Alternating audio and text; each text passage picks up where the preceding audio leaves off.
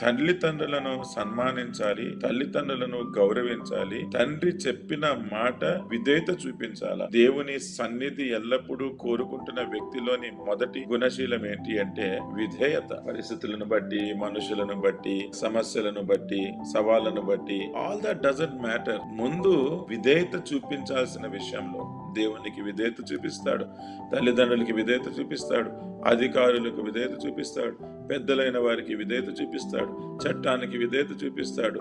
ప్రతి విషయానికి కూడా ఎక్కడైతే న్యాయంగా విధేయత చూపించాలో, ఏ విధేయత చూపించడం అతని జీవితంలో ధర్మమో అక్కడ అన్నిట్లో కూడా విధేయత చూపిస్తాడు. ఇతనిలో ఉన్న ఆత్మ అది దేవుని ఆత్మ. ఎందుకు దేవుని ఆత్మ ఆయనలో ఉండింది అంటే దేవుని సన్నిధి అతనికి తోడుగా ఉండాలి అని కోరుకోవడము. దానిని బట్టి ఆ దేవుని ఆత్మ ఆయనని ఎప్పుడూ కూడా సరైన మార్గంలోనే ఉంచుతుంది.